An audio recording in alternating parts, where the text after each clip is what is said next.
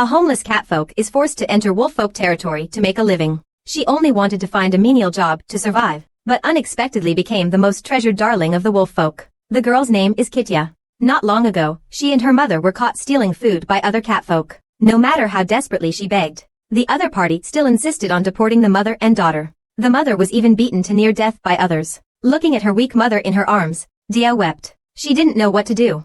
And the mother also knew that her time was short. Using her last ounce of strength, she told Dia that she actually possessed a special ability. After saying this, Mama Cat fell silent. Dia held her mother's body, grief-stricken. She and her mother just wanted to live. Why does their family have to suffer such a disaster? Dia dug a grave and buried his mother. A person sat in front of his mother's grave, choking with grief. Now, it's not just his brother and father. Even his mother couldn't escape. He is determined to take revenge for his family. Bia left the cat's territory, but he didn't know where to go.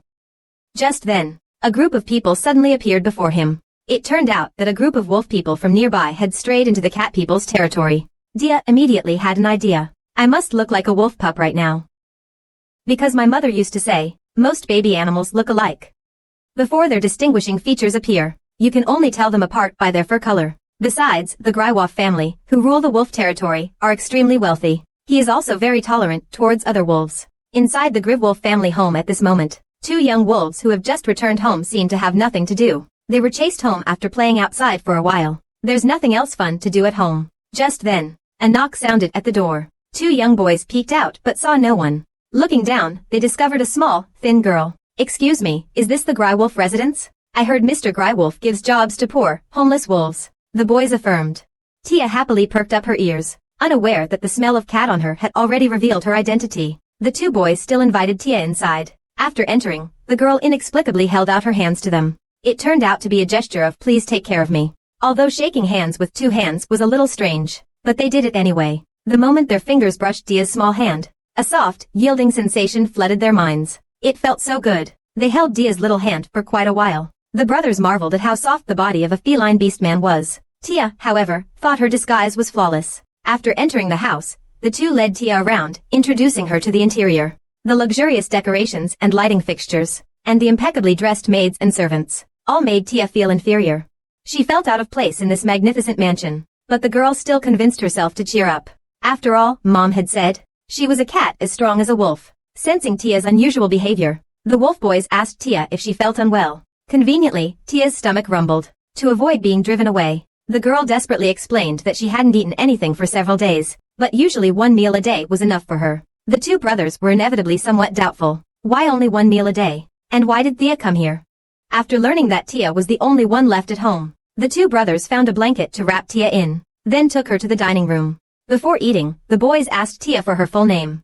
Seeing the girl's hesitation, the brothers then, I've rephrased the question. So how should we address you? Tia extended a hand, saying his nickname was Shaoruan. Because his hands were particularly soft, the two boys couldn't help but chuckle. Tia thought she was being underestimated. She stated that she was actually very capable. She had been working since she was a child. Then the two boys also introduced themselves. The one on the left with smooth hair is the older brother, Tao. The one on the right with messy hair is the younger brother, Devon. And the person Tia is looking for is their father. The girl was instantly shocked. Seeing the girl's expression, her brother, Devon, joked that they were all wolves. What's so surprising? Hearing this, Tia was so scared that she involuntarily extended her claws. Could it be that her identity as a cat has been exposed? The two brothers had no intention of making Tia feel embarrassed. They both turned their attention elsewhere, taking advantage of the opportunity. Tia quickly poked the table. Retract your nails. Then the food was ready. A whole table full of delicious food made the girl's eyes light up. What do you want to eat first? The girl held out her small hand. Finally, she chose a dish of fish. Tao mocked Daiwan, saying his guess was right. Sure enough, the young wolf chose to eat fish. This was the first time Tia had ever tasted such delicious food. He never thought there was such delicious food in the world. Unconsciously, Tia pricked up his ears, showing his tail. At that moment, the girl suddenly became alert. A cat's tail and a wolf's tail are quite different. If discovered, the consequences would be unimaginable. He quickly hid his tail, worried that someone might see her ugly tail. Once, a part of her tail was bitten off. Theo stared at Thea without saying a word. Then he talked to Devon about where Thea should go in the future. Now everyone in the manor should know Thea's true cat identity. If we're not around, she might get bullied. So, the two of them unintentionally thought of the same solution. At this moment, Dia still thought her identity had been exposed and she was going to be eaten. But in fact, the brothers wanted to adopt Dia as their sister. After all, their father is the leader of the wolf tribe. And in order to have their father adopt Dia, all I need to do is convince Mom. They both saw what Mom hid. I believe Mom will be happy to have a daughter. Dia wondered why they were looking at her like that. Theo explained that they just thought Dia's ears looked cute when she ate. Don't you all think so? Dia's question made the two brothers fall silent for a few seconds. They then nodded, admitting that they used to be like that when they were young. It was just that they had forgotten as they grew older. With their confirmation, Dia let her guard down. At this point, Theo suggested that he wanted to touch Xiao Ruan's ears. Although the request was a little rude, given his kindness, Tia agreed. Just touching Tia's ear, Theo felt incredibly aroused. Seeing his brother's perverted state, Devon couldn't help but become curious. Then, he also got a good time. Afterwards, the two brothers, touching their ears, questioned the attendant about when their parents would return. At this moment, they just wanted to solve Tia's residency issue as soon as possible. Then Tia asked about the two boys' father. Theo and Devon's father's name is Zakar. He is the strongest in the wolf tribe.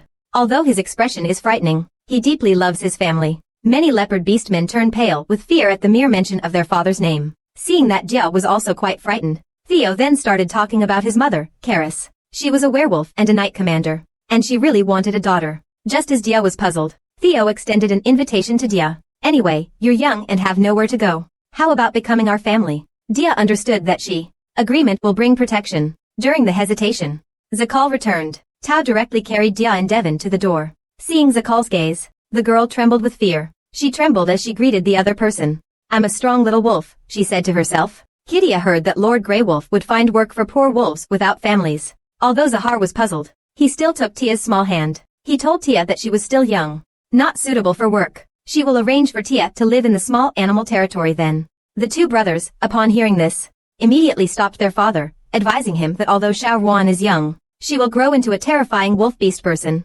She might scare the small animals. Khazar became increasingly confused. But seeing Tia's confident demeanor, he still couldn't bring himself to expose the lie. Then the two brothers started persuading their father to adopt Dia again.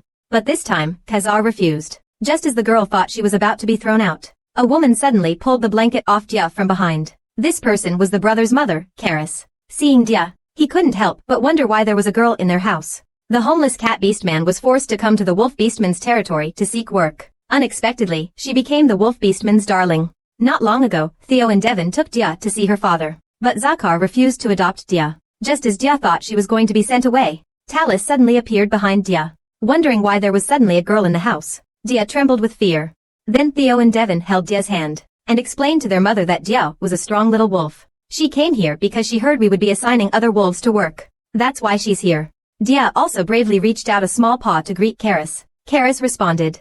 But the expression on her face seemed to reveal disdain. Leah didn't want to be driven away like that. She offered to sing to improve the madam's mood. If madam doesn't want to see me, I can also be assigned to clean chimneys. Please let me stay and work here. I promise I won't appear in front of you. Seeing Dia crying harder and harder, Karis knelt down to comfort her. Wipe your tears first, and then take a clean shower.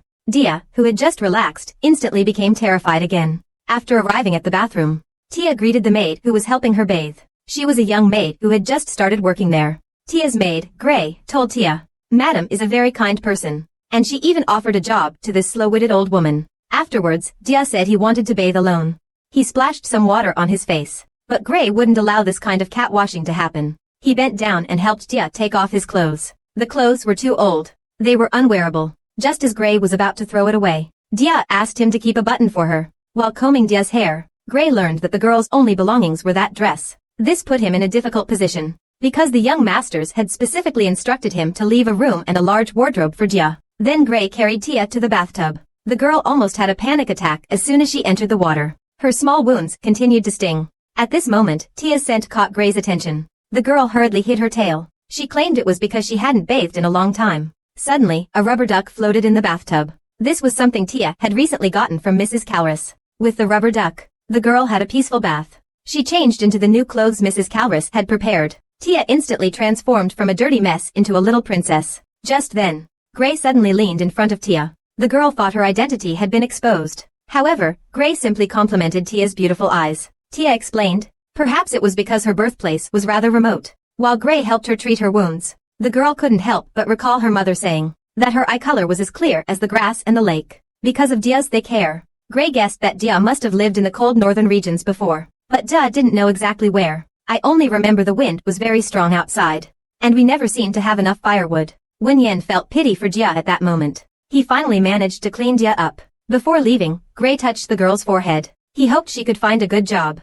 The huge room suddenly became empty except for Dia. Seeing the soft, large bed in the distance, the girl felt a sudden itch in her heart. She ran towards the bed, pitter-patter. Just then, the girl was captivated by her reflection in the mirror. Her current hair color doesn't look like a wolf's at all. She looked around. She found a stack of towels. She wrapped them around her head. Then she revealed 2 ears that had been pinned by Theo and Devon. Then Dia placed her shirt buttons under her pillow. He lies down comfortably and relaxes. He thinks to himself that it would be great to stay here for a few days. Unfortunately, it seems that Zahar and Callus don't really like him. Thinking this, he gets up from the bed. He has to ask them for help again. Meanwhile, Karis asks the 2 brothers what's going on. The 2 brothers are still grinning. They think having a cute little sister will make Frey's life more harmonious. Terrace is immediately upset after hearing this. She's angry. How can Theo and Devon say such irresponsible things so casually? You should know that 12 years ago, the blue moon, which had only appeared in creation myths, suddenly appeared in the beast tribe's territory.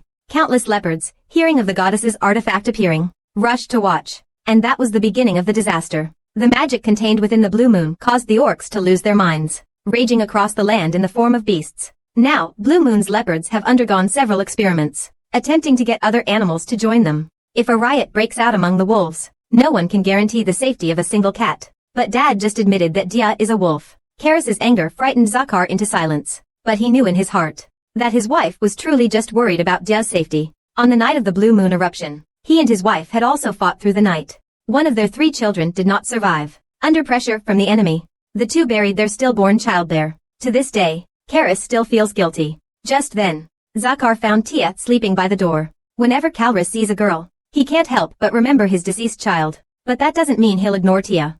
He decides to become Tia's temporary family, protecting her until she can become independent. The next day, Tia wakes up happily from her sleeping mat. I opened my eyes to see Mrs. Kalris smiling and greeting me. A me-beast ran to the wolf beast's territory to seek a living. I woke up to find Mrs. Kalris smiling at me. I recalled falling asleep by the door last night. The girl realized she was thinking like a cat. She hurriedly explained to Kalris, but the other party seemed completely unaware, laughing and saying that they hadn't seen Yulang for a long time. They hadn't seen Yulang in a long time. Tia immediately relaxed, thinking of Karis's furrowed brow yesterday. It was probably because she felt she was too young. Tia shot up from the blanket.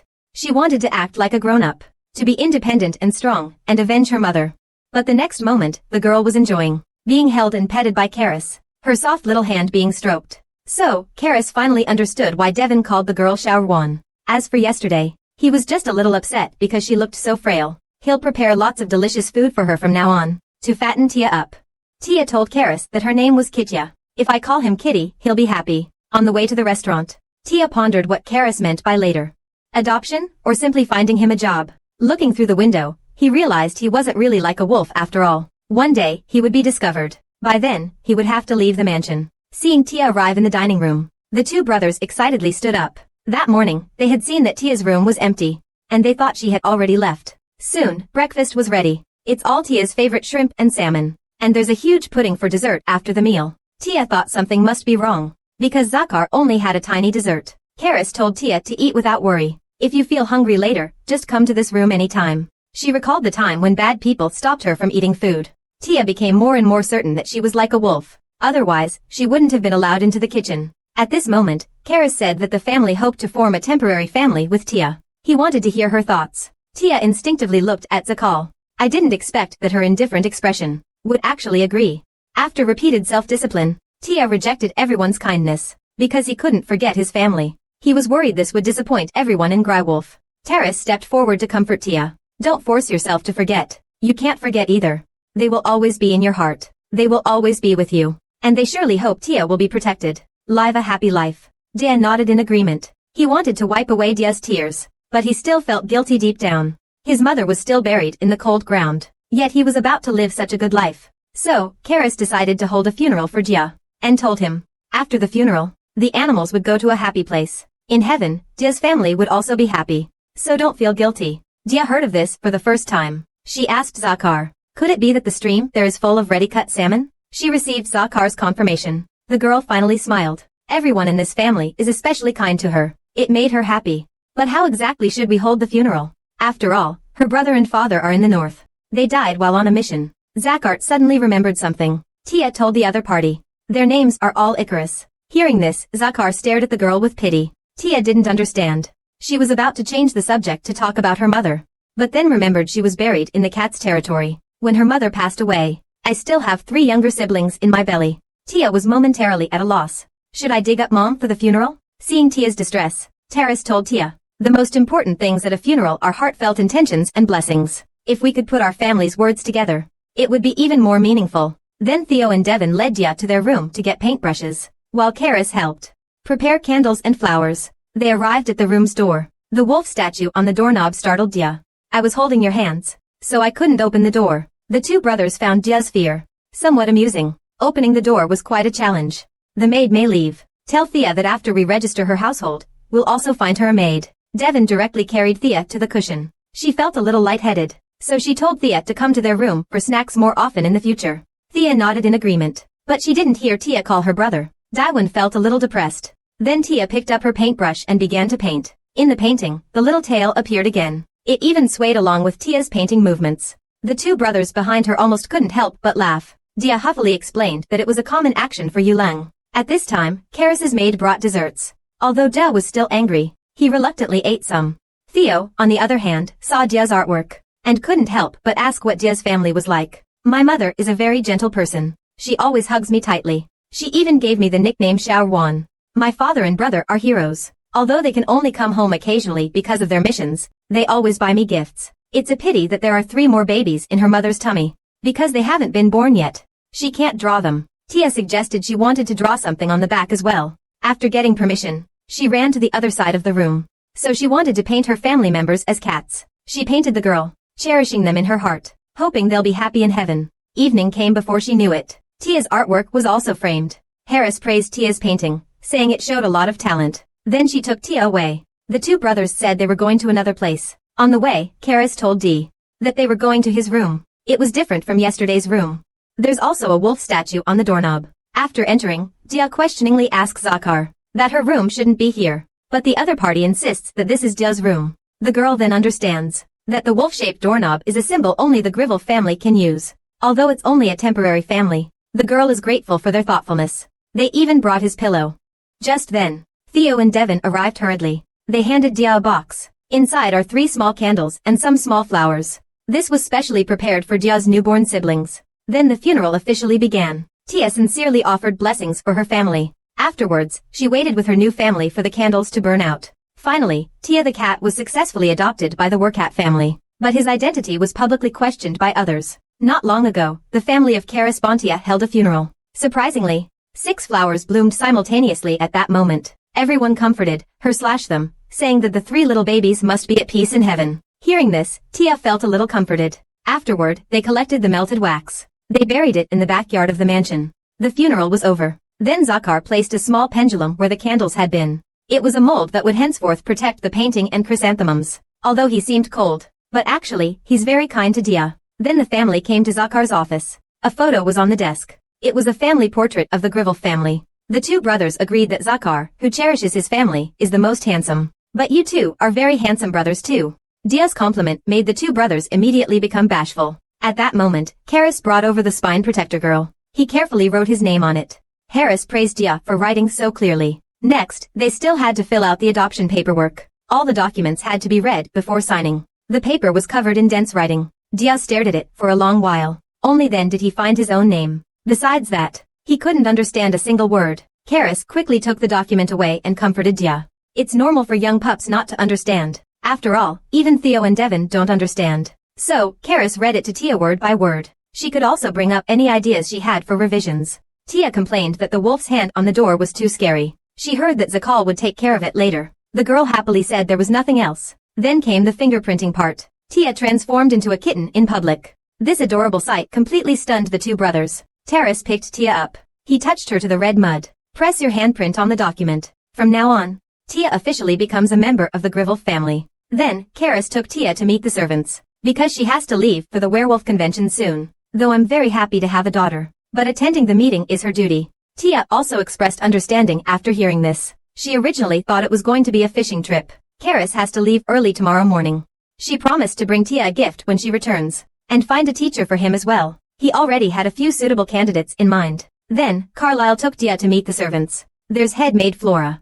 And on the other hand, there's the butler, Paul Clinton. The head chef Mina is in charge of the kitchen. And there's Sir Elliot, the knight commander who assists Zakar. And just then, Dia noticed someone in the crowd staring intently at her. The person approached and introduced himself. His name was Creed. He was the heir to the Fox family. Afterward, he questioned Dia's identity. She's much smaller than I imagined. Is it really a wolf? The girl immediately panicked. She tried to hide her exposed cat ears. I heard that foxes are more sensitive than other animals. If she's discovered, I might be kicked out. In a moment of desperation, the girl grabbed Clyde's hand and bit him. Elliot hurried forward to stop her. Clyde continued to be unreasonable. Clyde tried to argue further. She looked up and met Zakal's gaze. Then Clyde apologized to Dia. What Duff found strange was that, logically, foxes and wolves weren't exactly on the best terms. So why would the heir of the Fox clan appear here? It turned out that foxes were particularly sensitive to magic. So to deal with the leopards, they temporarily set up here in squads. Afterwards, Karis assigned a personal maid to Dia. It was Gray, the maid who helped Dia bathe yesterday. Ja was very happy to see Gray again. Tia was very happy. In this way, he and the others prepared to return to their rooms to sleep. Reaching the door, Ja found that the wolf's paw had been made much cuter. After entering the room, Dia was just about to go to bed, when Gray suddenly scooped her up. He informed her that she needed to bathe before bed. The girl struggled desperately.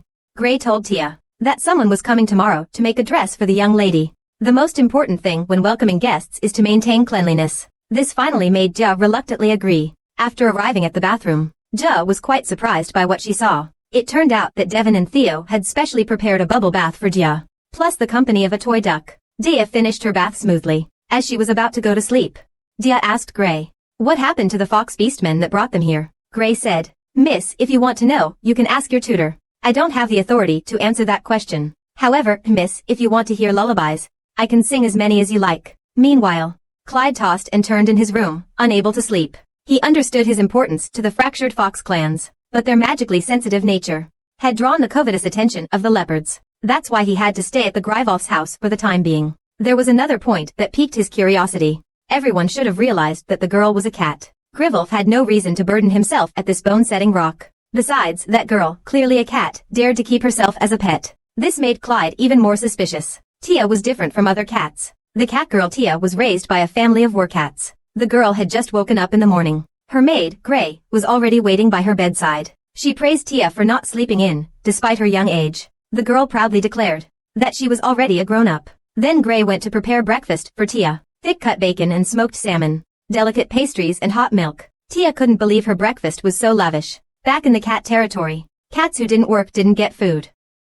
And Tia started working when she was only 3 years old. Thinking of this, Tia choked up a little. She needed to eat more, to grow up quickly and avenge her mother. After dinner, Gray gave Tia a haircut. Because Tia's hair has quite a bit of damage, it's best to cut it all off. The girl was startled, thinking she was going to be shaved bald. But thankfully, Gray is skillful. He just layered and trimmed Tia's hair. We'll save the rest for later, since we still have some time before making the clothes. Gray told Tia she could go play for a while, but Tia hasn't played much since she was little. Because if she runs around, you'll get hungry soon. Gray told Tia, "There's plenty of food at the Grey Wolf Mansion. Just go to the dining hall whenever you're hungry. You don't need to worry about that anymore." Afterwards, Gray helped Tia change into new clothes. These clothes were all bought by Karis at great expense. The budget even exceeded the combined total for Theo and Devon's clothes. And this afternoon, a designer is coming to custom-make clothes. Wendy felt a little ashamed. She was just an adopted daughter.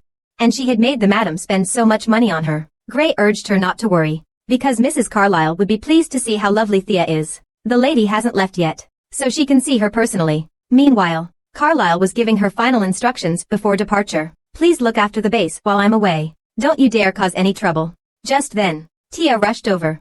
Seeing the girl's outfit, everyone was charmed. Learning that Thea had come especially to see her off, Karis happily hugged Thea tightly. Then she instructed Zakar to take good care of their daughter. She gave her a light kiss on the face. Seeing this, Thea suddenly remembered something. She quickly went to stand behind Zakar in line. "I waited for a long time, but I didn't see any reaction from Karis." The girl couldn't help but wonder, is this not the place to line up for a kiss? Karis almost wanted to stuff Thea in a sack and take her away. "Let's go to the meeting together." After the family said goodbye to Karis, Tia suddenly heard Zaka mention Blue Moon. Her previous job in the cat territory was inspecting blue moons for others. Zakal noticed Tia's gaze. He asked what her plans were for the day. The girl understood that he was asking out of concern for her.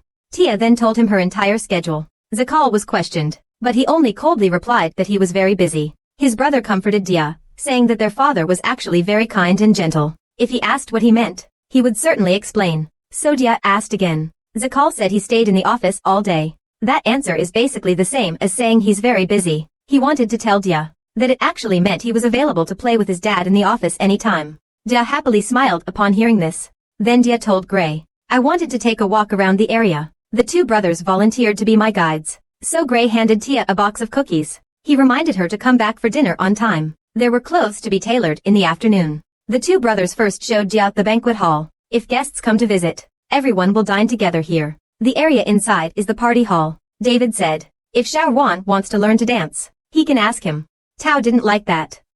He's the older brother. He should be the one to go first, no matter what. The three of them then went to visit the courtyard. Because it was so vast, he decided to take Dia to the east first. There's a large orchard and a sea of flowers there. This is a place Chef Grivelf and the pastry chef really like. Dia was quickly drawn to the plump strawberries. They were sweet and sour, especially delicious. Seeing this, Daiwan plucked a large bunch for Dia. She just said it didn't matter if nobody noticed. Unexpectedly, the gardener, Philip, caught them red-handed. He politely greeted the three of them first. Then he asked Dia if she had been stealing strawberries. Seeing Dia shake her head, Philip looked ashamed and apologized, saying that this year's strawberries weren't very good. It's difficult to satisfy the young lady. Dia quickly comforted her that it was actually very sweet and delicious. Then he realized that he had accidentally been exposed. But Philip didn't mean to blame. Also gave me a basket full of strawberries. Let him anytime. Anyone can come and eat. After all, the only reason he grows these fruits is if the young lady finds them delicious. On the way back, Tia suddenly thought that being a gardener in Grivelf wasn't such a bad choice after all.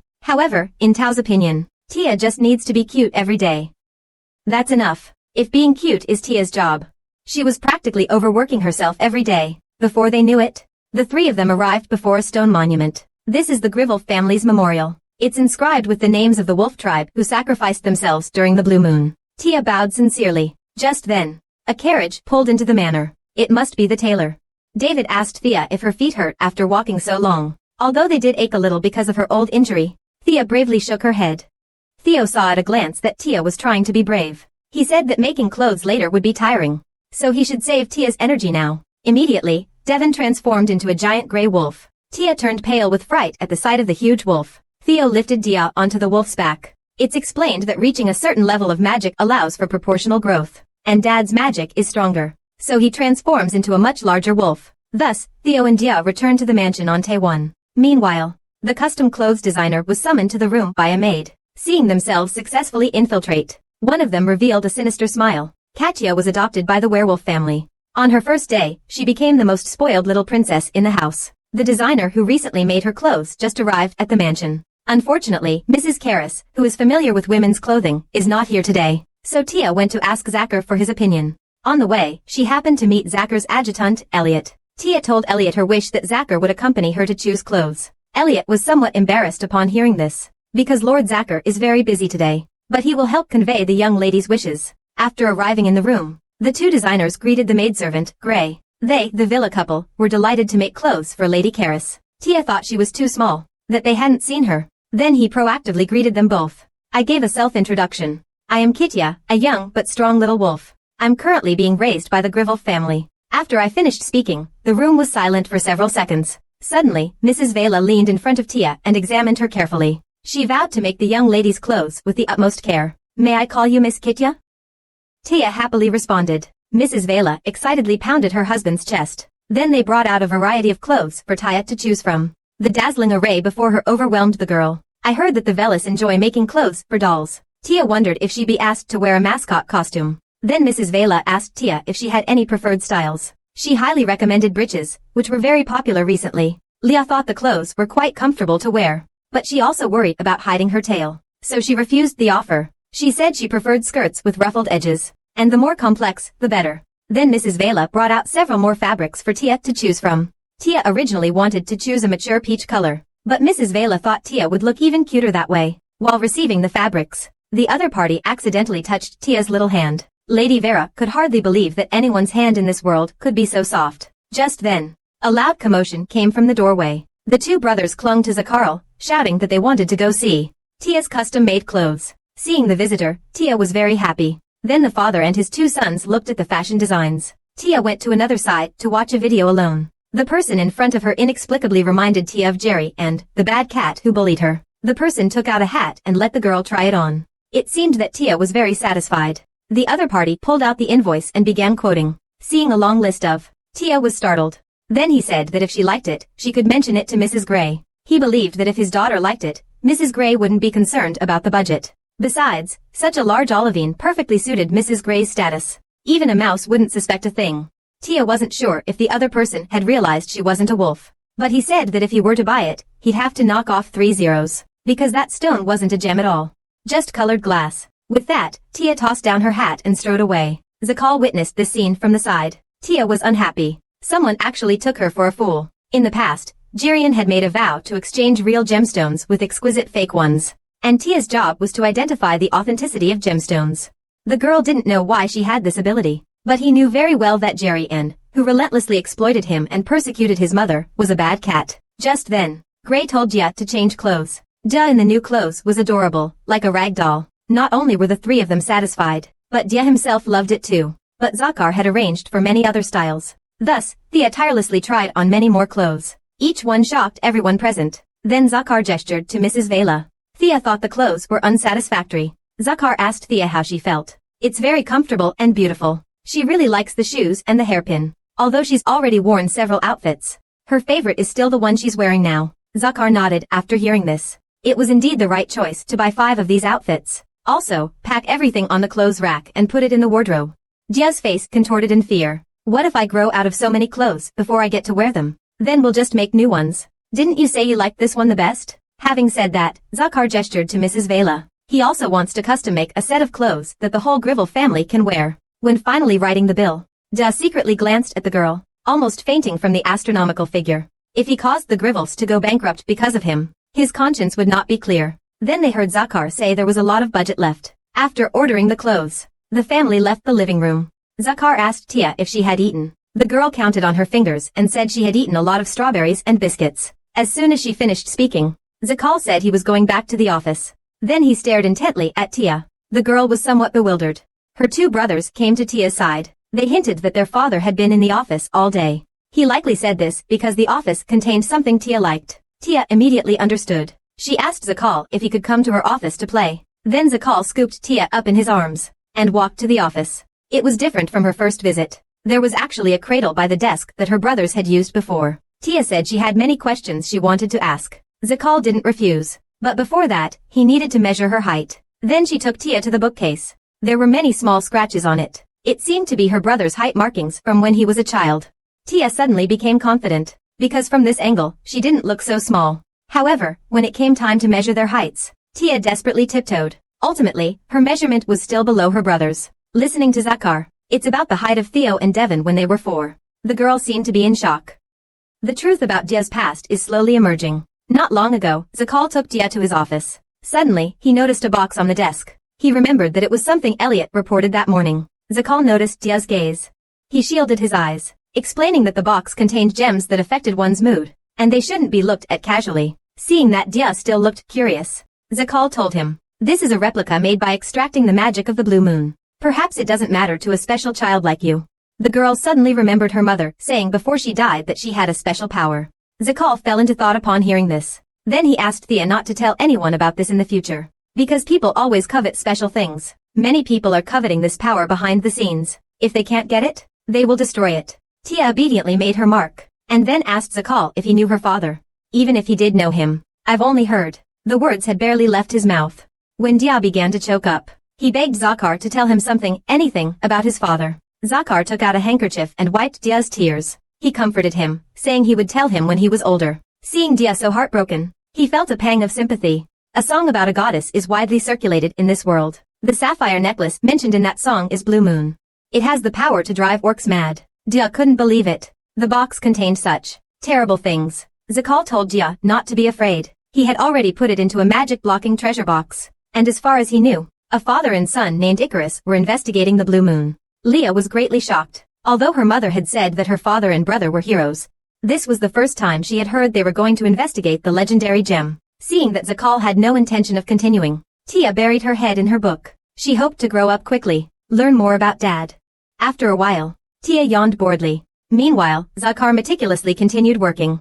Seeing this, Tia couldn't help but fantasize about Karis working. Suddenly, she noticed Zakar looking at her. It turned out that Tia had accidentally revealed her cat ears. The girl was about to retract her ears, but then heard Zakar say he wanted to take a bite. Tia was startled. Could it be that she was going to be eaten today? Zakal then explained that this was how Grywolf expressed affection. Tia thought to herself that she was a little wolf. There was nothing to fear. He jumped onto Zakal's desk. With a tragic expression, he poked his head in front of Zakal's face. However, the expected pain did not come. Instead, there was Zakar's gentle caress. For the next few hours, Zakar remained lost in bliss. Until midnight, Tia was already asleep in her prepared crib. During the day, she deliberately left her sentence unfinished to reassure Tia. Records show that the animals that pulled the goddess' chariot were cats. Some cats favored by the goddess are immune to magic, and so that the goddess might recognize them again. Their family has passed down the name Icarus for generations. It's only as big as my hand, but it could be the key to everything. Zakal couldn't immediately tell if this was God's plan. Waking up, Da returned to his room. He excitedly told Gray that he'd taken a nap in Zakal's office, and that Zakal had given him a sketchbook. Just then, an attendant delivered a letter. It was addressed to Miss Lydia.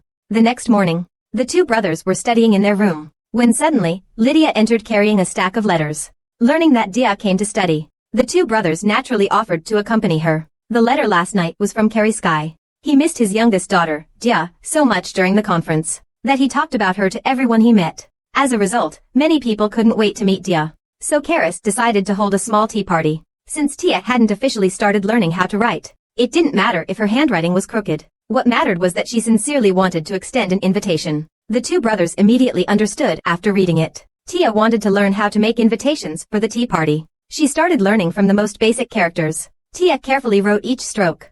Then Devin suddenly came over and asked Tia to copy some characters. Theo, who was not far away, noticed this. He went closer and found out that the words Devin asked Tia to copy were actually Devin's brother is the best. But even so, Theo didn't take it too seriously.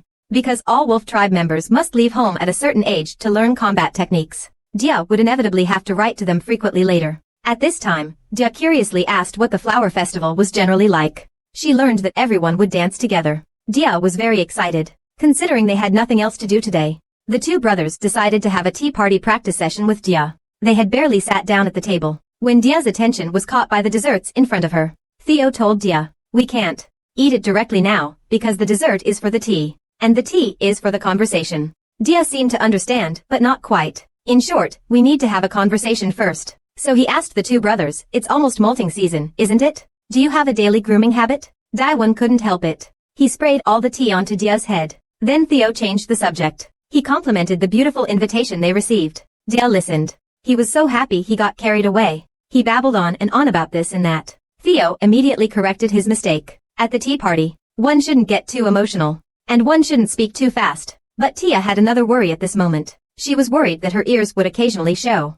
Devin suggested that Tia could wear a hat to cover them. But usually, excellent wolves only reveal their ears when they are deeply shaken internally. Wolves have only one partner in their lifetime. When they meet the one they want to spend the rest of their lives with, my ears would involuntarily stick out. Tia, after hearing this, felt a strange longing. She wondered if, in the future, someone might be attracted to her because of her ears. The two brothers formed a united front at that moment, absolutely refusing to let anyone get close to their precious little sister. The cat Tia finally has a tutor. But the tutor's attitude towards Tia was extremely bad. I revealed his cat identity at our first meeting, at the mock tea party not long ago. Theo and Devin reached a consensus. We absolutely cannot allow Dia and Eden to get close. Speaking of him, Devin finds him unlucky. Dia was wondering what bad luck meant. Theo slapped Devin several times, telling him to shut up. It turned out that because the Grivell family and Eden's Web family had been friendly for generations, the two brothers naturally wanted to get along well with Eden. But I don't know if they felt they were too annoying. Eden directly and frankly refused to associate with fools.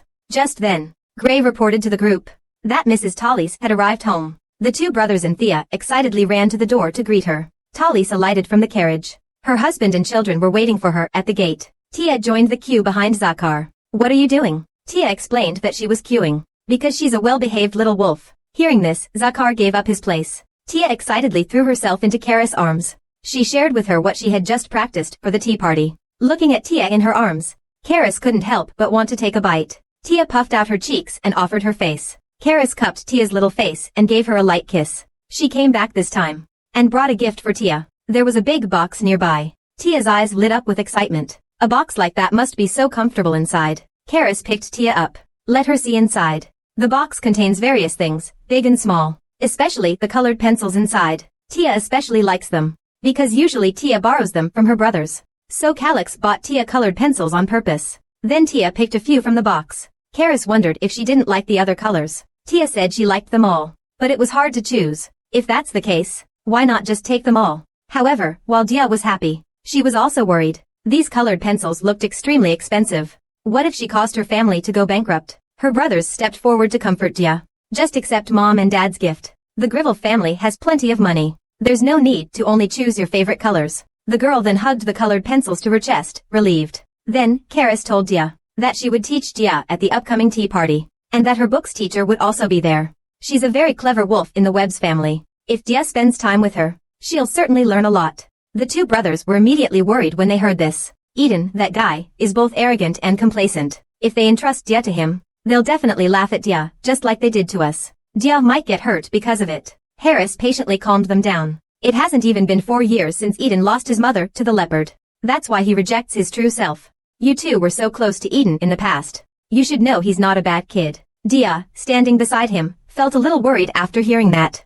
Although he could certainly learn a lot by being a teacher, she wondered if she could actually tolerate his personality. The day of the tea party arrived in a blink. While combing Tia's hair, Gray talked about Eden. He and Mrs. Webb were often called geniuses. However, due to Blue Moon's rampage 4 years ago, Mrs. Webb was unfortunately killed. Tia had also heard her mother say that his tail was bitten off by a leopard then. Eden, having lost his mother, must surely hate leopards. Suddenly, Tia remembered something. Mrs. Gray had put her hair up higher today. Soon after, the whole family stood neatly at the door to greet Chief Wabies. He was much bigger than Zaka, and he had a pair of very sharp wolf-like eyes, little kitty. Tia's legs went weak when she saw him. Tia, trembling, introduced herself. The others' booming laughter sent Tia tumbling.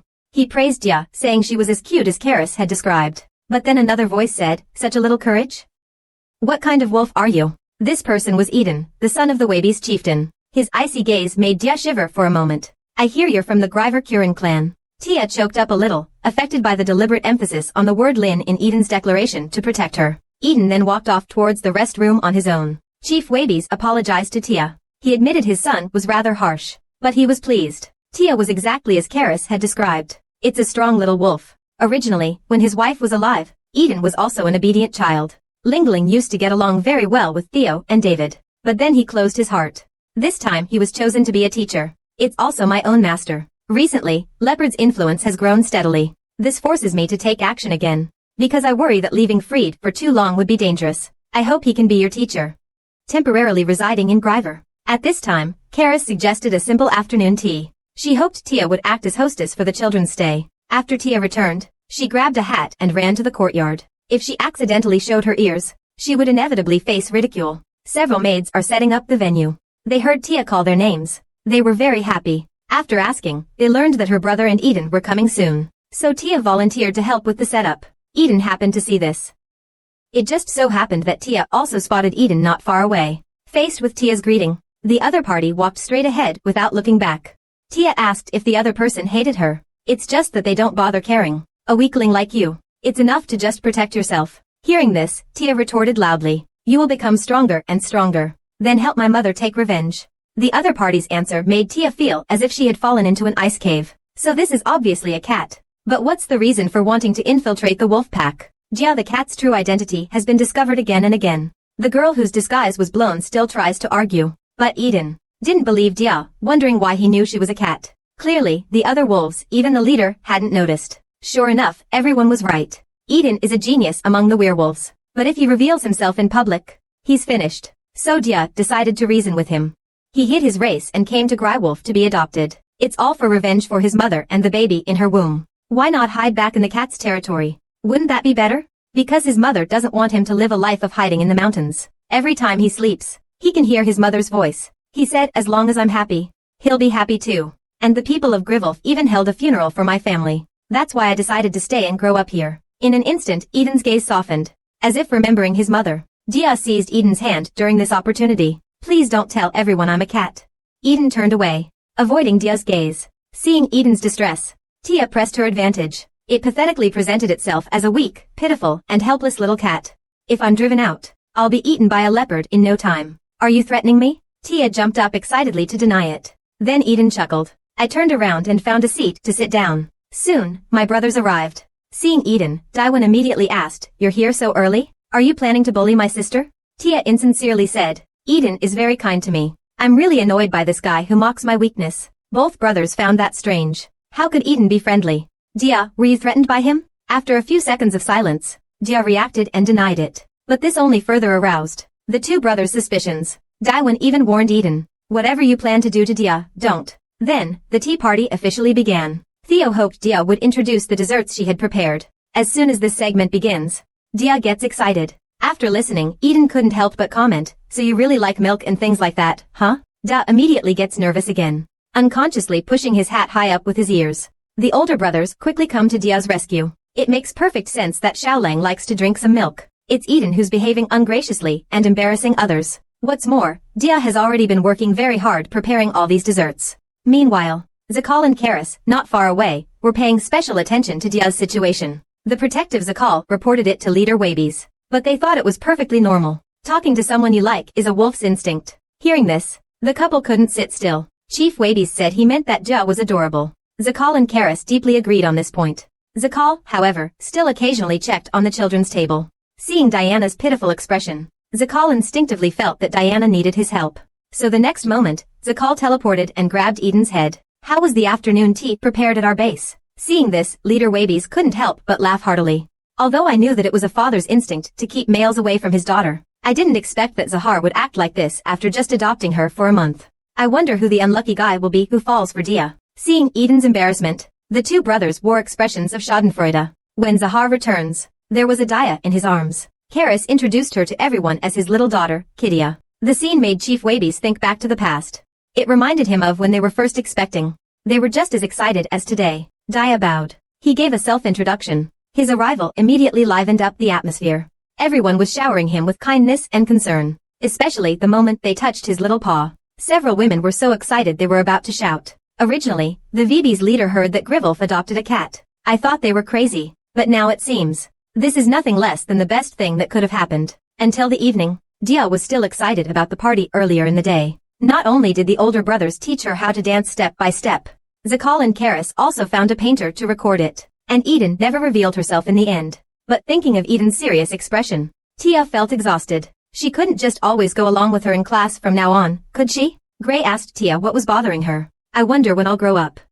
If I grow up, Eden wouldn't dare reveal her secret. Gray told Tia not to rush. She could teach some stretching exercises to help her grow. Tia heard she could grow as tall as Zakar. I was so looking forward to it. Immediately, Gray transformed into a giant wolf to demonstrate for Dia. Then Dia also transformed into a small cat. Following Gray's movements, she stretched her body. He wasn't striving for Eden. He wanted to avenge his mother, but he realized that simply growing up wouldn't do if he couldn't fight. So the next morning, Dia crept to where his brothers and Elliot were training. Listening to their howls, Bia felt both intrigued and yearning. She softly joined in with a howl. However, the meowing sound was particularly noticeable. Everyone turned their gaze towards Bia in the bushes. The cat Tia had secretly come to the martial arts field to watch her brothers practice in order to become stronger. However, she couldn't help but let out a meow, instantly attracting everyone's attention. Zakal, who was passing by, picked her up. He reminded her that a white marshmallow like her would be easily spotted in the grass. Tia's glum expression amused her brothers. At Tia's request, Theo brought a jacket and draped it over the girl. The little kitten transformed into a human. Magic appears. Others boisterously come to greet Tia. Zakal tells everyone to return to their work. He asks Tia what brings him to the training ground. He says, just now, it seemed like you were imitating a wolf's howl. Tia hesitantly expresses his desire to learn combat. Zakal refused, citing his young age. But Tia still wanted to prepare in advance. After all, this was the only way she could leave the manor after coming of age. As soon as she finished speaking, the air instantly froze. Tia wondered if she had said something wrong. The two older brothers said that they still had a long time before they became adults. Why are you thinking about leaving so soon? After some thought, Zakal confirmed again whether Tia really wanted to learn. Tia opened her bloody mouth wide. Although she is still young, but she has everything she needs. And her teeth are very sharp. Looking at Tia's small teeth, Zakal didn't know where to start complaining. Besides, Theo and Devon train every morning.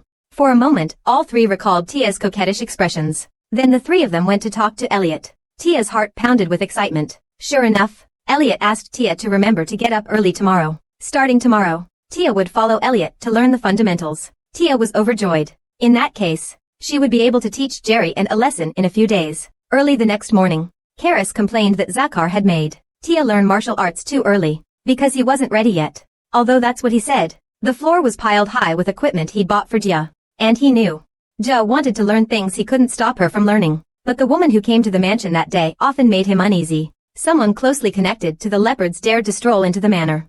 And the hat he gave Jia, after being examined by Clyde, was found to contain magic for tracking and eavesdropping. If Jia wore it without noticing, then her daily activities would be exposed. Perhaps it's because Jia only recently became their daughter. So the leopards considered this a weakness of the wolf clan. No matter what, Zaka said he would go investigate. However, Karis still couldn't rest easy. After all, the kitten was too weak compared to them. Although he had previously instructed all the wolves in the territory to treat Jia as one of their own, it couldn't change the differences between species. If we say we know Jia's identity, he'll definitely feel guilty about lying to us. Just then, there was a knock at the door. Jia poked his head in. It was his first day of class. He woke up especially early. Karis said he had prepared some simple gifts. Inside were a small wooden sword and sturdy boots suitable for Jia. Jia happily threw herself into Karis' arms, but she hadn't prepared any gifts herself. Karis was just about to say it didn't matter. Bia suddenly leaned closer and kissed him on the face. Instantly, Callus excitedly perked his ears. As is well known, werewolfkin only reveal their tails and ears when experiencing extreme emotional fluctuations. And the last time Zakar saw Callus' ears was last time. He doesn't understand what's so happy about this. Zakar then takes Dia to the dance studio. On the way, they run into Theo and Deventia shows them the wooden sword she just received. At this moment, the two brothers notice Zakar's expression. They speculate that Dad must be jealous of someone. Zakal immediately transformed into a giant black wolf. Come on, I'll take you to your first lesson. The two brothers were speechless. They hadn't received this kind of treatment on their first day of class. Soon, the three of them rode on Zakal and arrived at the martial arts arena. Elliot didn't know what to say. This is the treatment I get? Is this really temporary adoption? Tia thanked Zakar, kissing him on the nose. Instantly, Zakar returned to his original form. Everyone saw Zakar with his ears perked up, stunned and speechless. Next, Tia began her first class. Seeing her posture, Elliot couldn't help but feel a bit puzzled. Tia explained, it was thanks to her work when she was young. The old man back then said he'd cut off your head if you didn't stand properly. Seeing Elliot's surprised expression, Leah realized this wasn't normal. She hung her head sadly, ashamed of her posture. Elliot comforted her, saying her posture was perfect. I just thought it would be better if the young lady could learn in a warmer atmosphere. To decide on her future training direction, Elliot devised several tests. He rolled small balls down, and had Dia try to catch them. Unexpectedly, Dia's movements are exceptionally nimble. Not a single ball slipped past her. The second event tests Dia's jumping ability. Elliot just said not to push it, but without even a running start, Dia shot up to the highest point. Although I understand that a wolf's jumping ability is not as good as a cat's, Elliot still reluctantly praised his little wolf for his agility, saying it was normal. In the end, Tia received high scores in everything except strength. Elliot told Tia to eat more meat in the future. If you were to use weapons, you could try a bow and arrow. Tia was a little disappointed. He had wanted to learn swordsmanship and fight Jerian. After all, that villain always threatened the cats with his sword. Tia's ears drooped like fallen leaves. Elliot comforted him, saying he shouldn't be disappointed. Because the symbol of Gryvalf is the bow and arrow. The place where Lord Karis held the meeting earlier was called the Central Martial Field. There are bows and arrows used by the goddess. So weapons imbued with legendary power are no worse than arrows. Although Elliot said that mainly to comfort himself, Dia did open her heart and decided to work harder on the bows and arrows. Tia has been practicing dance for a week now. During the day, she trains with Elliot at the training ground. She eats lunch to replenish her energy. In the afternoon, she goes to her brother's room to learn calligraphy. Tia works so hard, so she won't be controlled by Eden. And today is the day Eden comes to the manor to teach. After separating from her brothers, Tia was preparing to go to the dance studio. But then, Creed appeared before the girl, kneeling on one knee. Your shoelace is undone. Shall I tie it for you? Tia took a half step back in fright. He wasn't this friendly when we first met. Creed explained that he'd only meant to play a joke. But after being bitten by the young lady's wolf tooth, he immediately came to his senses. The young lady, no matter how you look at her, is a formidable wolf. I spoke out of turn. Da was a little carried away by the compliments. Then Elliot interrupted him. warning him not to wag his tail at the young lady anymore. You fox, don't pretend to be a clueless 10-year-old. I could even hear the sound of the abacus. Dia was a little puzzled. Don't werewolves like wagging their tails? Dia's innocence made Elliot spit out blood. He couldn't explain matters of the heart to the young lady. By the afternoon, Eden's carriage arrived at the manor. Tia and her brothers went to the door to greet him. Unlike her brother's impatience, Eden had only just gotten out of the carriage, when Tia immediately went forward to show her concern. After such a long carriage ride, you must be very tired. However, Eden only talked with the attendant. He ignored Thea, who was trying to please him. Thea was very unhappy. If she wasn't worried about being reported, she wouldn't do such a thing. At that moment, Eden finally looked at Dia. Is this flattery because you don't want to attend class? Dia shook his head in denial. Then, leaning close to Eden's ear, he whispered. Actually, he really enjoys attending class with Eden. And he felt a strong liking for Eden from their first meeting. After saying that, Eden turned his head away. Tia was incredibly annoyed. She hadn't expected him to dislike her so much. Then Tia went to the classroom to prepare for the lesson. She started thinking about how to make Eden happy. After all, he would be leaving Grivelf to live alone once he came of age. Before that, only by studying more with Eden can I get revenge on Jerry and... Just then, Eden came over, wondering if Dia's expression meant dissatisfaction with the lesson. Dia quickly shook her head in denial. Eden had prepared teaching materials specifically for children. Dia opened the book after hearing that. It was full of densely packed text. Honestly, I don't think you can understand this book. But since I'm the one teaching you, you have to learn the basics of every field thoroughly. Dia felt like dying. Judging by this, when will I be able to take revenge? Eden also knows it's difficult for Dia. So he used Dia's favorite salmon as an example. If you have a piece of salmon, what if I give you another one? Dia smiled happily upon hearing that. Then I would feel very happy. Eden looked helplessly out the window. If you had 2 pieces of salmon, what would happen if I took one? Eden, are you hungry? But luckily, I have 2 salmon fillets. Because when I first arrived at the manor, I was also hungry. So I'm happy to share with you. Eden pointed to the side. Count the patterns on the wallpaper first. While Thea counted, Eden turned his head towards the window, his face flushed. The boy experienced a heart-fluttering feeling for the first time. After that, Eden arranged a pile of courses for Thea. Also, because Thea always looked like a cat. Besides that, Eden would also teach him how to grow like a wolf. Tia, however, felt she hadn't done anything wrong. His ears and tail were exactly like a wolf's. When Eden was speechless, not knowing what to say. You said you liked me just now, right? But wolves don't casually express their liking. Tia was just about to explain. I was stopped by Eden. Did you forget what I just said so quickly? I meant something like, I want to bite you. That kind of thing is actually quite useful sometimes. Especially if the other person is really cute. Tiawan smiled wryly and said, if you want to bite me, feel free. Suddenly, Eden slammed the table, then walked out of the room. Tia was a little downcast. He just wanted to appear calm. But it seems I've become disliked instead. Meanwhile, the 2 brothers ran into Eden as he was leaving the classroom. Seeing him limp and flushed, the 2 brothers realized something was wrong. Hurriedly rushing into the room, I asked Dia, what happened? Did that kid pull some trick? He didn't do anything like, did he? Hearing Dia say no, the 2 brothers breathed a sigh of relief. The 2 warned their younger sister, absolutely don't let Eden think there's any possibility of closeness between you. Because wolves are very persistent animals. So you absolutely must be careful. However, after much warning and advice, the 2 still weren't reassured. They planned to monitor Dia's classes from now on. However, Eden rejected their plan, citing inability to concentrate in class. Moreover, both of their training loads increased. And they truly didn't have time. Tia followed Eden to learn. Before they knew it, a month had passed. That day, he finished his homework, exhausted. Eden checked it over and told Thea, you'll feel tired. Because you were writing and wagging your tail at the same time. His work received praise this time. Thea was very happy. He has now corrected his childish way of speaking. But he missed some pronunciations because of his teeth problems. When he grew up, he would be able to speak clearly. Speaking of growing up, Eden asked Thea what she would do then. By then, Thea should have already left the Grivelf mansion. He's going to find his mother's murderer and take revenge. Eden, what do you want to do in the future? After some thought, Eden's expression turned serious. He wants to become stronger. I heard that Mrs. Wabies died protecting Eden. Tia thinks their goals are similar. He comforted Eden, saying he's so smart, and will definitely become very strong. Just then, his brothers, who should have been in class, suddenly burst into the room. The cat, Dia, unexpectedly revealed its true form after sniffing catnip. A short while ago, Dia's class had been interrupted by his brothers. Without a word, the 2 decided to take Dia outside for some fresh air. So Theo carried Dia to the outskirts. Meanwhile, Eden didn't forget to lecture Dia. He learned from his father's recent letter that a young, cunning leopard had seized the headship of the Leopit family. After he settles his family matters, he might take action. Tia wonders why the leopards can't coexist peacefully with everyone else. Because leopard beastmen have a strong desire for conquest, and coupled with the power of the blue moon, they naturally want to rule all beastmen.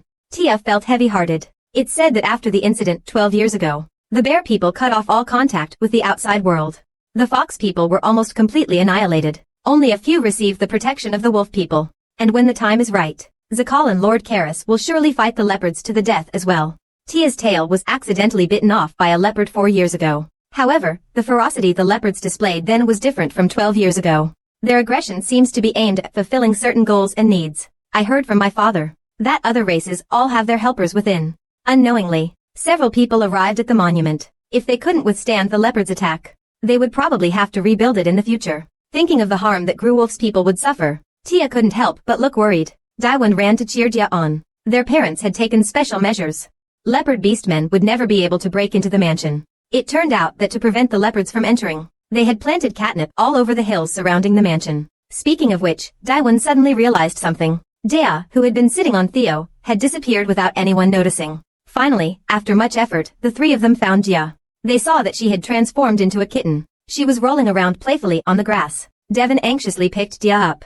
Da was now somewhat delirious from what she had absorbed. Aiden howled like a wolf, calling for the doctor. Meanwhile, the two brothers were thinking of waking Jia up as soon as possible. If Jia were found in this state, they would be scolded again. Aiden was about to run away when he was caught by Devon. There's still so much time left before class ends. Could the teacher really just leave the students unattended? With no other choice, Eden decided to try the method his dad had mentioned for waking up drunkards, carrying. Dia came to the lakeside. Seeming to sense danger, Dia suddenly bit Eden. Afterward, they wriggled into each other's arms, muttering sleep talk. Please, be a little kinder to me. Just then, Daiwon quickly carried Dia away. They both decided, never let Dia drink again. The next moment, Carlos's voice stunned them all. Can someone explain to me? What exactly is going on? Seeing Dia hanging his head, Carlos quickly took it from his son. Because he heard Kara's voice, Dia suddenly woke up. He groggily claimed that he was fine. If you don't believe him, he can do a little cat dance. With that, Dia began to move like a drunk man. He captivated everyone present, leaving them speechless. But before he finished his low-pressure dance, he suddenly collapsed to the ground with a thud.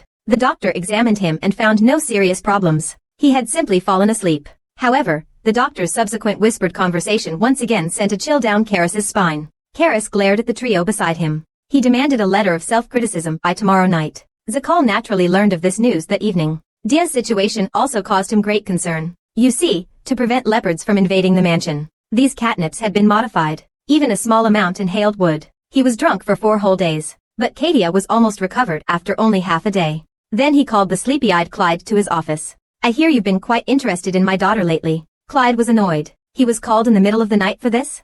But he still complimented her, saying she was too cute. Zakal, of course, didn't believe it. He believed the other party had noticed something and acted accordingly.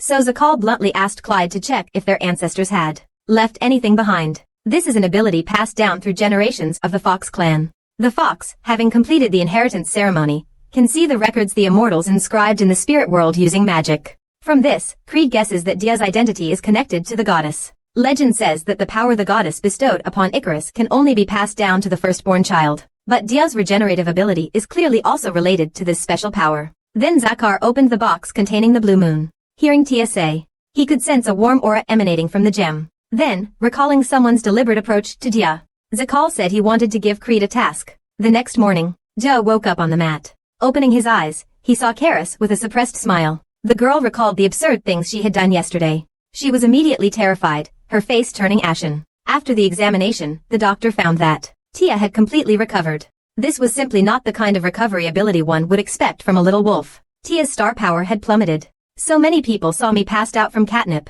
What if everyone starts treating me like a cat? And I bit Eating's hand. What if they hang a banner to get revenge on me later? He glanced worriedly at Karis. The other party comforted him, saying that it's common for Xiaolang to get drunk on catnip, so there's no need to be too sad. Upon hearing this news, Dia finally regained his energy. Just as he was about to go to the martial arts field to practice, Creed suddenly called out to him. This is hot milk with honey. Enjoy your meal, miss. Dia accepted it and thanked him. Lately, Creed has always brought her snacks. She felt a little touched, thinking about it. However, Creed's next words caused Dia to spray milk out without being able to hold it back. Lord Zakar ordered me to escort you, miss. So this was Zakar's order from last night to protect Tia. He also requested that Creed not be allowed to develop any romantic feelings for Tia. He can't touch her hand or ear, and he can't speak to her for more than 3 sentences. It's best not to even look at her. After Clyde received the order, Zakal then asked Elliot to investigate what secrets the feline leader, Jirian, was hiding. Little Tia finally realized she couldn't keep it a secret any longer.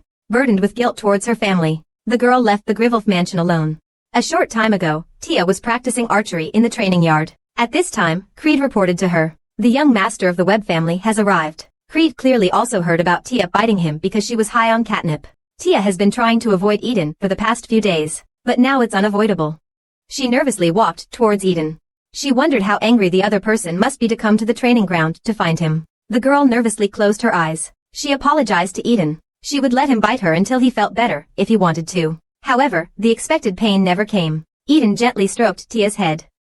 Aren't you going to bite me? Let's talk about it later. By the way, why do you get scared when you see me? Do I look like a teacher who would hit their students? Tia's eyes lit up. Eden actually said he was her student. At this moment, her brother's warning suddenly flashed through her mind again. We absolutely mustn't let Eden think there's anything special between us. Is that what the wolf's persistence means? Eden smiled faintly. No, it's not, she replied. Tia wasn't disheartened after hearing this. Instead, she laughed happily. As long as it's the teacher who said it, he's willing to believe it. Eden touched Tia's head, speaking gently, since that's the case. From now on, just me will be enough. Someday, I will teach you what a wolf's tenacity is. Only then did he notice the sneaky Clyde beside him. What kind of person was Clyde? Clyde introduced himself. He was a bodyguard protecting the young lady under Zakar's orders. Clyde said. He walked in front of Dia. In other words, it's to protect the young lady from evil. Perhaps guards aren't needed in the mansion, but this is a training ground. Please follow my instructions. The two were at loggerheads. Neither would yield. Dia helped to break the tension, saying he was sweating profusely. He needed to wash up quickly and go to class. Eden checked his watch, warning Dia not to be late. I completely didn't notice that I was covered in white cat hair, and when Dia saw it, he was so scared he almost died of fright. He ran to his room. Back in his room, Dia frantically told Gray that he needed to change his fur. Little did they know, the girl just wanted to take a nap there. It almost turned into a big misunderstanding. A short while ago, the girl proactively told the aide about some things that would happen in the future. She frankly admitted that she could only foresee events up to her 19th birthday. This only piqued the aide's curiosity even more. What kind of future does he know? But the girl wasn't willing to tell the truth. After all, that terrifying future was a nightmare for him too. The aide saw the girl's serious expression. His heart tightened, coupled with his previous frantic attempts to shred the documents. For this, they had already completed their courses ahead of time. When Dia arrived at the classroom, not only were his brother's eyes wide with surprise, but even Eden's eyes lit up. Dia's appearance was simply like an elf. However, the next moment, the air was filled with white fluff. Daiwon couldn't help but sneeze. Though Theo comforted Dia and told her not to worry, but as more and more fluff fell, her brother's comfort only made Dia feel even more guilty. Dia told Eden. He wants to take a day off. He wants to go out and wander around. Theo was about to suggest they all go together, but was hesitantly refused by Dia. He ran out of the room with his head wrapped in cloth. Wherever Dia went, cats scattered everywhere. Dia left a hasty apology and fled. He was already panting, but still didn't stop. He had never cared about shedding fur before, but now he finally realizes that no animal here is like him.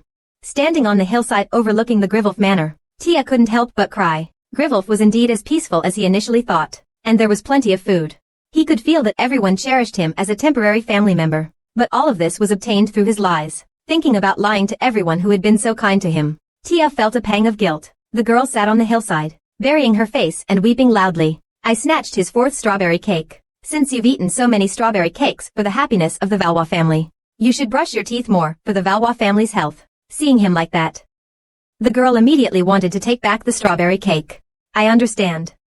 This is the famous dandelion slope, right in Tao Ihua. Why did Tia come here? She was seen at the highest point of the slope. The cold wind swept past Tia, blowing her loose hair and the dandelions into the air. The sight of Dia weeping alone at that moment was deeply imprinted on Eden's heart. He understood that Dia was missing his mother in heaven. This wasn't something he could interfere with. Eden turned and left. He shoved a blanket into Davin's arms. You two go comfort him.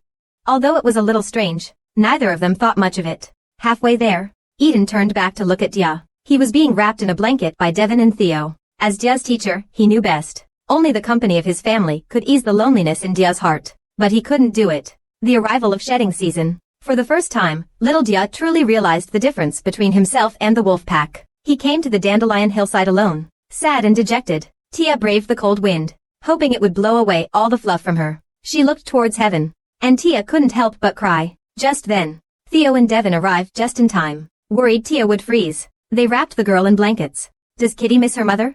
Tia paused slightly. She must have heard me crying just now. It was a little loud. Theo put a hand on Tia's head.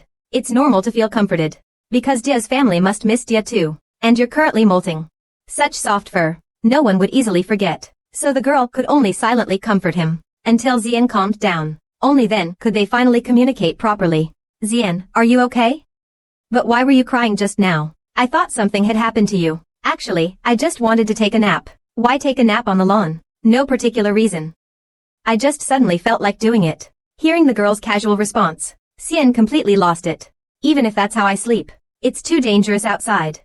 The girl, hearing Zian's nagging, suddenly felt irritated. She'd already heard enough lectures today.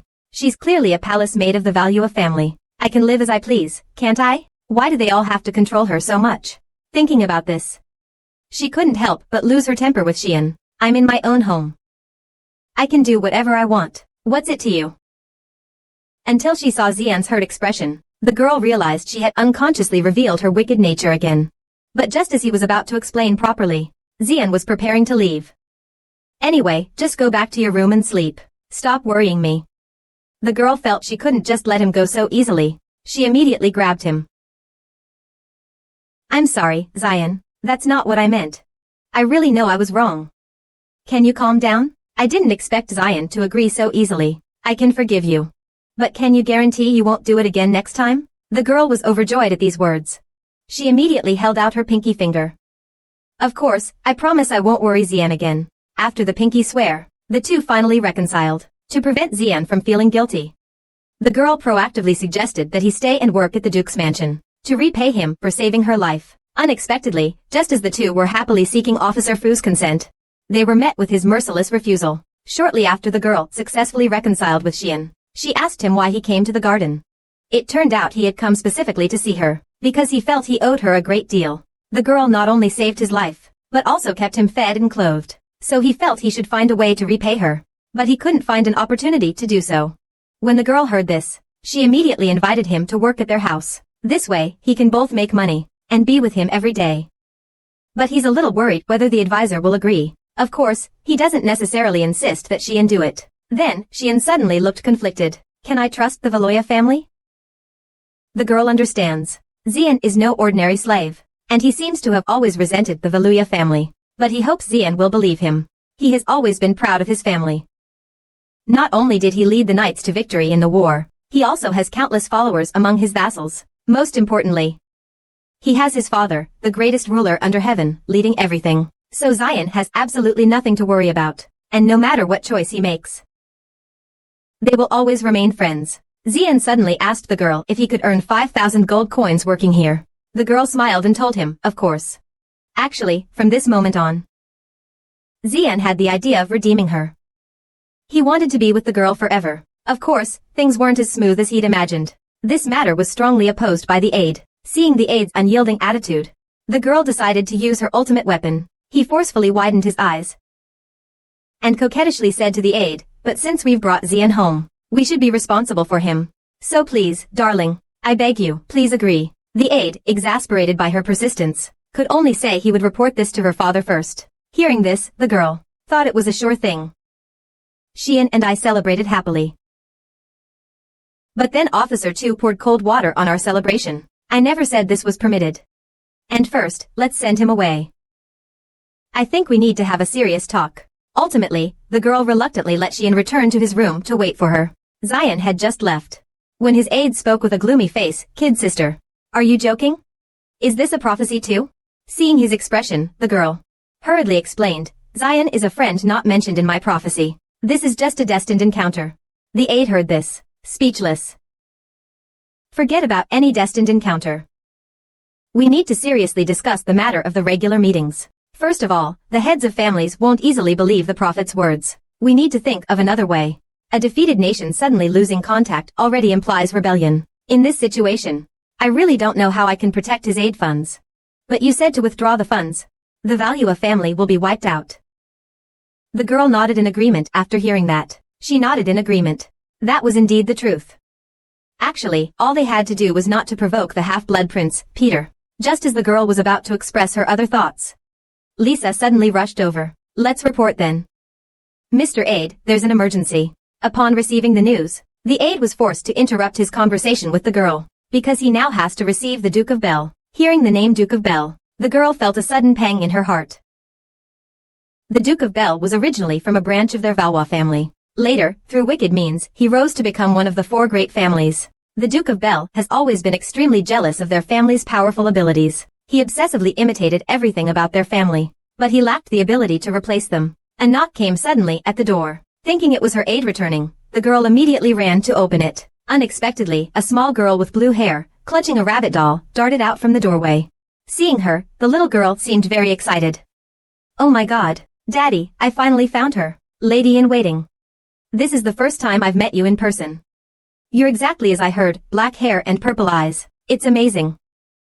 The girl felt inexplicably annoyed by his stare. She immediately gave him a domineering wallbang, asking him why he was here. Don't you know it's very rude to show up uninvited? The little girl, upon hearing this, immediately burst into tears. I'm sorry, my father asked me to find you. I thought it was okay. Seeing him like this, the girl felt utterly helpless. This guy's still as much of a crybaby as he was in his past life. So the little girl is Bella, the Duke of Bell's youngest daughter. This guy was constantly compared to his older brother by his father since he was little. Because he couldn't use magic, he was often laughed at. Though he seems a bit dim-witted, but in the future, he became the youngest chief magician. Now that I think about it, he must have been forced into it by his dad. He really shouldn't have snapped at him. But seeing those uncontrollable tears, he really worries that this guy might pass out from dehydration. So this is the so-called serious incident? Because little Kitty Dia is about to celebrate her 7th birthday. The Grivel family has entered a state of high alert. That evening, while the family was having dinner in the dining room, Leah, as usual, sat between her brothers. However, this time his attention was caught by something other than the food. The treasure she holds in her hands is not something anyone can covet. Not long ago, Bella, the daughter of the Duke of Bell, suddenly barged into the girl's room. And she was scared to tears by the girl. To comfort her, the girl could only invite her to eat cake together. And the power of the strawberry cake was indeed great. Bella calmed down after just a few bites. His mood stabilized. Seeing him finally calm down, the girl asked him to explain his purpose. Then, the next second, Bella excitedly inquired about his age, and the life she had before returning to the Duke's mansion. The girl thought Bella was just an innocent little kid now. So she casually made up a story. I'm 5 years old this year. Before returning to the Duke's mansion, I lived with a wealthy family in a free country. She hadn't even finished speaking when Bella stared at her with a sinister look. You're lying. You were clearly a self-proclaimed slave at home before the age of 5. I've investigated this thoroughly. You big liar. The girl didn't expect the Duke of Bell to tell Bella these things. What Bella did next really opened her eyes. He first gave the girl a strange smile and said, if I were as pathetic as you, would Dad pay more attention to me? After saying that, he threw the rabbit plush toy he was holding at the girl. Before the girl could react, he started crying loudly. The next second, Duke Bell rushed in hurriedly. Then, the two of them put on a touching father-daughter act in front of the girl. At this point, the girl could no longer be unaware of what was going on. She had originally thought Bella was just an innocent and kind child, but in reality, she was just as bad as her father. Thinking of this, he thrust the rabbit doll at me. Explain yourself. As if I didn't already have a white cat plushie. I've been misunderstood. I don't want your black rabbit. You two barged into my room without my permission, and you dare slander me? The bandits are here. Get these two insolent fools out of here immediately. Seeing the girl like this, Duke Bell wanted to reprimand her. But the next second, night stormed in. Fortunately, the aide arrived in time. Only then did we avoid a major conflict. The Duke of Bell, seeing his aide, regained some of his composure. Bagosha, you came just in time. I think the lady-in-waiting has been a slave for too long. That's why she's so ill-mannered. You should strengthen your discipline. The aide heard this, glanced at the girl. Duke Bell. You're right. Seeing that the aide was also siding with the father and daughter, the girl, immediately, he hung his head in dejection. But the next second, the aide took the rabbit king from his hand. But I think you still don't quite understand the Valois family. On the Valois family's territory, the master is the absolute king. So even if the palace lady really did something to your daughter, you have no right to interfere. Having said that, the aide handed over the rabbit doll. Duke Bell was so angry he was speechless. Then, the aide calmly said, if you insist on arguing, I'll just write a letter and call the Duke back. He also missed their light kisses on the buttons. He cherished the memories of living with his family. He went outside. Elliot and Clyde had been waiting for a while. They were both happy for Tia's birthday. Tia responded. It also made the girl realize the importance of her father at home. Thinking about this, he suddenly had a good idea on how to handle the aid funds from the Doro Kingdom. After the aide had finished everything and returned to his room, he found a letter his father had sent back. 80% of the letter was praising the girl. The aide was utterly speechless at his father's extreme doting on his daughter. But as he expected, his father intended to skip the regular meeting again this time. Thinking about the commotion today, the aide still decided to report it to his father. After all, the man still worried about his precious daughter, and thinking of the girl's strong and independent appearance just now, the aide secretly felt that he might really be able to change the fate of the value of family. But he didn't know that. His father almost went crazy after receiving his report, let alone the Duke Bell secretly bullying his daughter while he was away. What bothered him most was that the little blonde he picked up dared to covet his daughter. For a doting father, this is absolutely unacceptable. So the father immediately decided not to meet the Empress, who had been waiting for so many days, but instead to act unexpectedly. He would see how he could properly deal with that little punk who dared to hold his daughter's hand. For the sake of the family's revival, the girl decided to stop being lazy. This was also the first time she demonstrated her powerful abilities in front of the Ponzi family. In the blink of an eye, the day of the regular meeting arrived. That day, she was hurrying to the meeting room. Suddenly, Lisa anxiously brought her the documents she had forgotten from behind. At that moment, the aide also happened to come and pick her up. She had the girl check carefully once again to make sure nothing was forgotten. She also praised the girl for looking very capable in her outfit today. Of course, all of this was thanks to the help of the maid sisters, along with the pendant representing the Valoya family and the Black Panther-shaped hair tie, as well as that face that closely resembled the Duke's. Anyone could immediately recognize that the girl was a maid of the Valoya family. Then, the aide carefully checked the documents in the girl's hand. The girl's documents. Although he would convey the girl's opinions at the regular meetings, to show that she was interested in the meetings, the aide had specially prepared research materials for her in advance. Now the girl just needs to take these materials to the meeting room and answer the retainer's questions properly when the time comes. Just try to leave a good impression. The girl clearly didn't expect the retainers to ask her questions, but the advisor reassured her not to worry. After all, this was also the girl's first meeting with the retainers. Naturally, they would have many questions. As a result, the girl heard this, reminding Tia of shopping precautions. Tia excitedly asks Eden how to shop. As soon as she finished speaking, everyone was shocked. Could it be that Tia has never been shopping before? Tia thought carefully for a moment. Don't worry, little sister. What the vassals want is not a cold-blooded house Valois, but a house Valois that longs for the revival of the family. I believe everyone will like you. The girl felt relieved after hearing the advisor's words. She immediately felt at ease. As a bodyguard, Creed also has a few things to keep in mind. If you detect Lan Yu's presence while shopping, immediately lower your profile, and silently count down from 100 in your head. That should give the knights enough time to apprehend anyone driven mad by Lan Yu. And if you're far away, those nearby use howling to tell us their location. Finally, Elliot finished packing. He opened the car door. So, miss, now you can go shopping. He was going to hold Dia's hand and get off the carriage. This scene caused people to gossip. It seems Miss, name, has gotten along very well with the young masters. Even the young master from the Webbs family is included. At this time, an old man mumbled softly. But even so, she's still not a wolf. The people around him were scared and immediately covered his mouth. Have you forgotten Lord Karras's instructions? Tia walked down the street, watched by the crowd. Smiles were on everyone's faces. They applauded, welcoming Tia's arrival. Tia was also moved by the crowd's enthusiasm. She waved in response. Little did she know, all of this was pre-arranged by Karras and Zakar. Then, the first shop Tia visited was a yarn store. Looking at the dazzling array of colorful yarn balls, Tia's eyes lit up with excitement. She couldn't help but let out gasps of wonder. Her brothers asked Tia if she liked all of them. Tia nodded, her gaze flitting between the balls of yarn. But choosing a favorite was really difficult. Devon gestured towards Elliot in the distance. When Tia had chosen a ball of yarn and was about to leave, Elliot immediately ordered the knights to empty the entire store. Meanwhile, a group of people in black robes were watching their every move. Unexpectedly, the wolf tribe, to protect that lovely young lady, had dispatched so many knights. Tia's special status immediately caught the woman's attention. He is holding a replica of the blue moon. If you fall into the blue moon's weeping, getting close to that cat should cause you great pain. But if he's unaffected, then just kidnap him. Under the influence of the blue moon, the cloaked figures were full of suffering. There was no room for refusal. Meanwhile, Tia and her brothers were still enjoying themselves.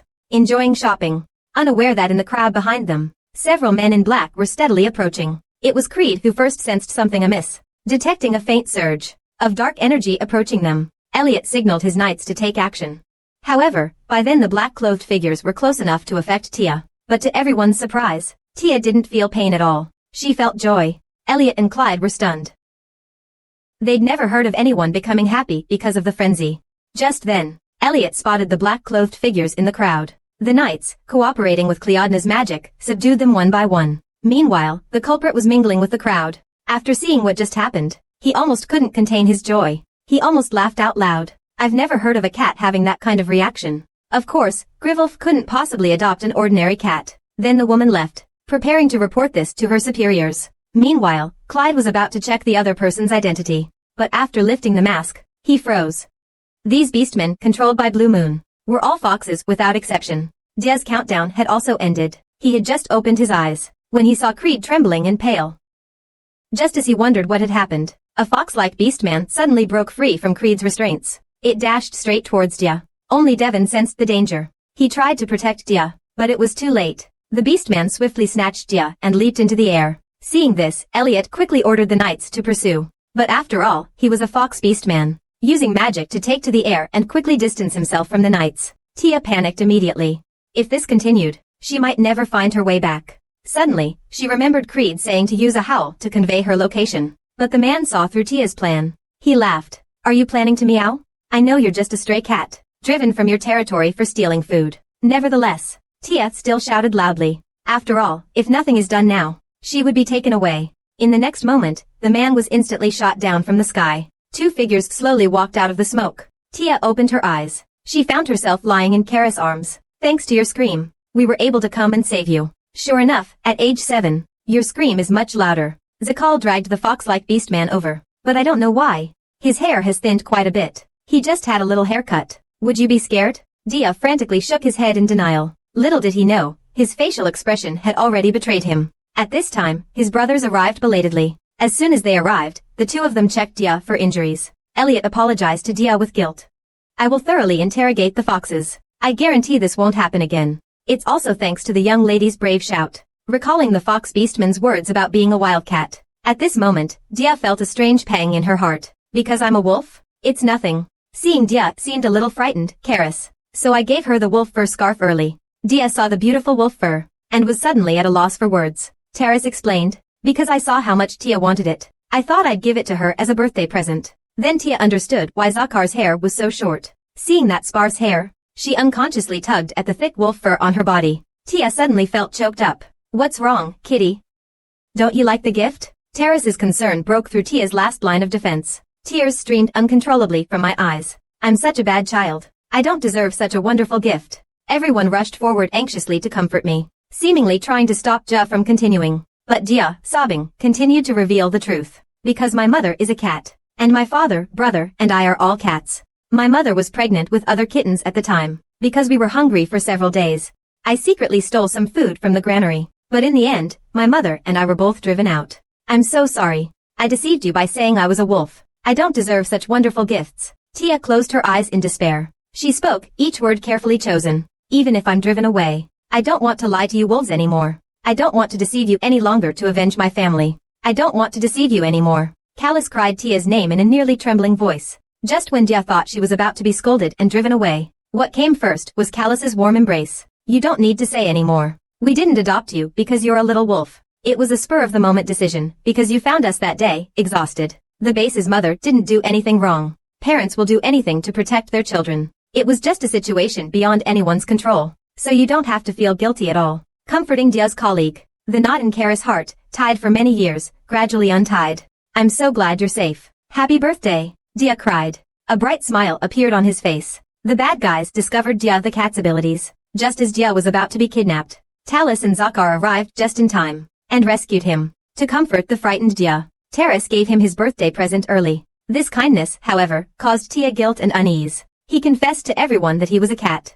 He thought he would be scolded and driven away, but unexpectedly, everyone didn't mind his identity afterward. Karis continued to stroll through the shopping street with Dia in his arms. The two brothers were very unhappy with their mother's monopolization of Dia. At this moment, Dia was suddenly attracted by a noise behind her. She looked in the direction of the sound. It turned out that Zakar was scolding Creed for his negligence in Dia's studies. Even if the leopards have turned the fox beastmen into pawns, you should still do what you're supposed to do. If I hesitate every time like this, we wolves can't help the foxes.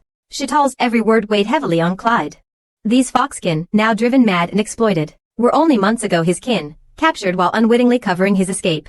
Clyde desperately suppressed his self-reproach. To save the lives of his kin, he must seek the help of the wolf clan. I'm sorry, it's my fault that Miss is in danger. I will work harder from now on. Elliot cautiously stepped forward to plead. If it weren't for Clyde, we couldn't detect that faint madness at all. Of course, his words couldn't change Zakar's decision. Dia noticed Creed's appearance.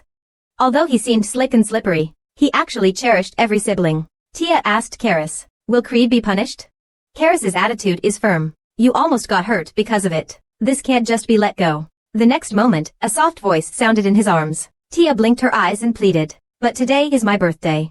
I don't want to see anyone punished. Karis stared at Tia for a long moment. Then, holding her, she walked towards Zakar. After Elliot's reminder, Zakar looked questioningly at Tia. The fierce expression on his face frightened the girl.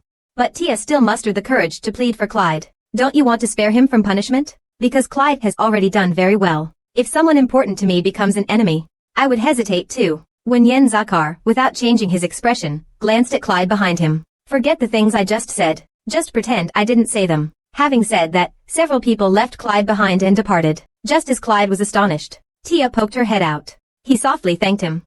Clyde nodded blankly. Could it be that Miss Cat was thinking of me? Since Clyde came to Grivelf, any kindness or concern he saw as a transaction between races. But now, Tia's simple kindness unexpectedly touched his heart. Unknowingly, Creed revealed his fox ears. Eden, who had witnessed everything from a distance, inexplicably felt a little annoyed. After returning to the Grivelf mansion, everyone immediately prepared a birthday party for Dia. Dia's eyes lit up at the sight of the unprecedentedly large cake. A familiar scent suddenly caught Dia's attention. There was actually cat birthday soup here. She learned that Callisto had specially asked the kitchen to make it. Dia's nose felt a pang of sadness. She ate the delicious cat soup in big mouthfuls. Then her brothers brought out their prepared birthday gifts. Inside are 3 small piggy banks. To give Dia independent funds, the brothers secretly put in a lot of gold coins beforehand. But Dia didn't know. Could piggy banks actually make money? Daiwan is just spouting nonsense. Because pigs always eat less and get fat more easily. So you only need to put a little money in, and you can make a lot more money. Dia was still half believing, half doubting. He asked Eden if that was really the case. Eden, though inwardly irritated by the twins, but I still cooperated in acting out this scene. After all, this is a wolf's den. If little pig knew, he would strive to earn his own money. He'd feel the terror of an empty piggy bank. Tia quickly comforted him.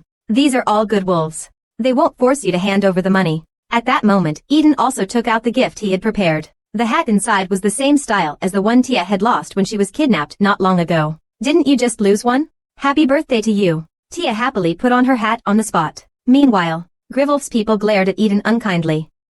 They all decided to keep a close watch on Eden. After dinner, Karis dressed Dia in the custom-made clothes from a few days ago. She then found an artist to paint their portraits. The painting was hung in the center of the house. Although the composition included 2 adult wolves, 2 wolf pups, and a cat, no matter how you looked at it, it depicted a warm and harmonious family.